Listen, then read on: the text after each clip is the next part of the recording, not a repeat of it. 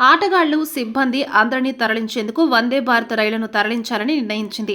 ఆటగాళ్లు, సహాయక సిబ్బంది, బ్రాండ్ కాస్టింగ్ స్టాఫ్ సహా సుమారు 300 మందిని తరలించేందుకు హైస్పీడ్ రైళ్లను పంపినట్లుగా బీసీసీఐని ఊటంకిస్తూ జాతీయ మీడియా తెలిపింది. గురువారం పంజాబ్, ఢిల్లీ మధ్య జరిగిన మ్యాచ్లో టాస్ గెలిచిన పంజాబ్ కింగ్స్ బ్యాటింగ్ చేయాలని నిర్ణయించుకుంది. వర్షం కారణంగా మ్యాచ్ ఆలస్యంగా ప్రారంభమైంది.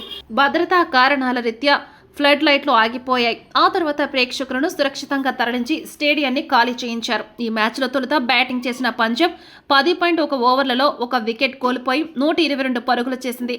ప్రియాంష్ ఆర్య, ప్రభ్సిమ్రాన్ సింగ్ తొలి వికెట్కు 122 పరుగులు జోడించారు. ప్రియాంష్ 34 బంతుల్లో 70 పరుగులు చేసి పెవిలియన్కు చేశాడు. ప్రభ్సిమ్రాన్ 50 పరుగులతో నాటౌట్గా నిలిచాడు. ధర్మశాల మైదానంలో 23,000 సిట్టింగ్ సామర్థ్యం ఉంది. స్టేడియాన్ని ఖాళీ చేసిన సమయంలో 80% ప్రేక్షకులతో నిండిపోయింది. మ్యాచ్ని నిలిపివేసిన సమయంలో అందరినీ జాగ్రత్తగా బయటకు తీసుకువెళ్లమని, ఈ సమయంలో ఎవరూ ఆందోళనకు గురి కాలేదని హిమాచల్ ప్రదేశ్ క్రికెట్ అసోసియేషన్ వర్గాలు పేర్కొన్నారు.